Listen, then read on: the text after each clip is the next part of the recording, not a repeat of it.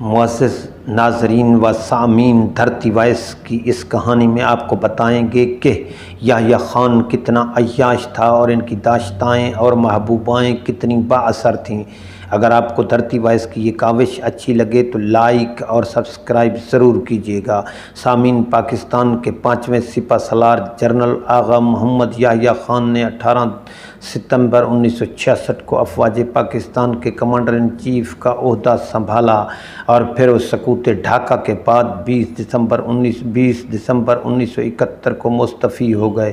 مشرقی پاکستان میں خانہ جنگی کے دوران ایک روز ایوان صدر میں ٹیلی فون کی گھنٹی بجی۔ ہاٹ لائن پر مخاطب خاتون نے نہایت بے تکلفانہ انداز میں مخاطب کرتے ہوئے کہا، ڈارلنگ، میں نے کراچی ریڈیو اسٹیشن میں 3 گانے ریکارڈ کروائے ہیں، 8 بجے سننا نہ بھولنا۔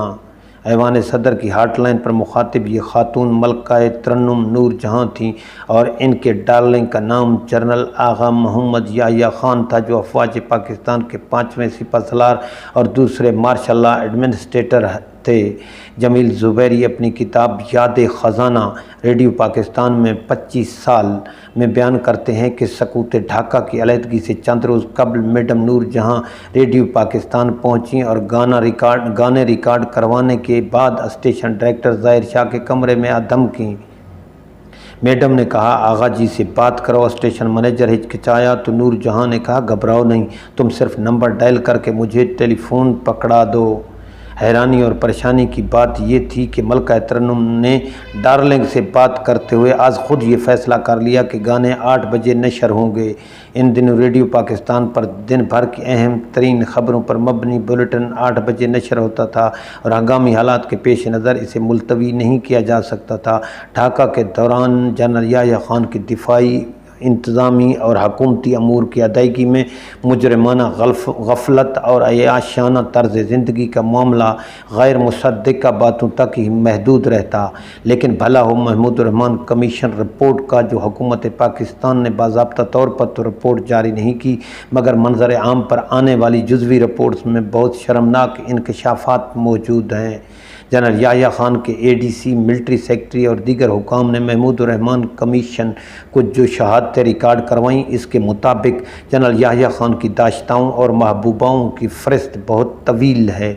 ایوان صدر کی گیٹ پر انٹری ریکارڈ سے جو معلومات دستیاب ہوئیں، اس کے مطابق ان کے پاس 500 خواتین کا باقاعدگی سے آنا جانا تھا۔ اقلیم اختر یحییٰ خان کے حلقہ ارادت میں آئیں تو جنرل رانی کہلائیں۔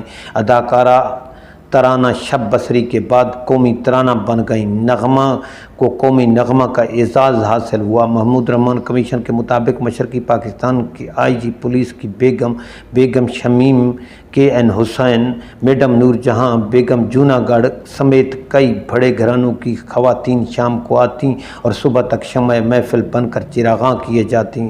سرخضر حیات دیوانہ کی سابقہ بیوی زینب، ڈھاکہ کے صنعت کار انوارہ بیگم، ڈھاکہ کی دوشیزہ لیلا مزمل، کراچی کے بزنس مین منصور ہیرا جی کی اہلیہ، جونیئر پولیس افیسر کی بیوی نازلی بیگم اور جانے کتنی بے نام مٹیاریں ان کا مزاج درست رکھنے کی خدمت پر مامور تھیں۔ جنرل یحییٰ خان کے حلقہ ارادت میں شامل یہ خواتین کس قدر با اثر تھیں، اس کا اندازہ یوں لگایا جا سکتا ہے کہ Pakistan industrial credit investment corporation کے سربراہ نے نازلی بیگم کے ناز اٹھانے سے انکار کر دیا تو اسے نہ صرف نوکری سے نکال دیا بلکہ ملک سے باہر جانے پر بھی پابندی عائد کر دی۔ بیگم شمیم کے این حسین، جو مشرقی پاکستان کے سابق چیف جسٹس کی بیٹی تھیں، ان کی نامعلوم خدمات کے عوض انہیں آسٹریلیا میں سفیر بنا کر بھیج دیا اور ان کے شوہر کو سوئٹزرلینڈ میں سفیر بنا کر بھیج دیا گیا، جبکہ ان کی 70 سالہ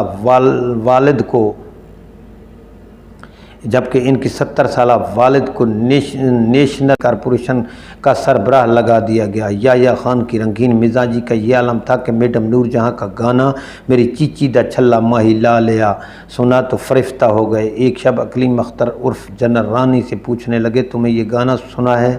اقلیم مسکرائی اور کہا، میرے پاس یہ گانے سننے کا وقت نہیں ہے۔ یحییٰ خان نے اسی وقت اپنے ملٹری سیکرٹری کو بلایا اور کہا کہ اس گانے کی کیسٹ خرید کر لاؤ۔ رات کے 2 بج رہے تھے۔ ملٹری سیکرٹری ایک دکان کھلوا کر نور جہاں کی کیسٹ خرید کر لائے اور اقلیم اختر رانی کی خدمت میں پیش کی گئی۔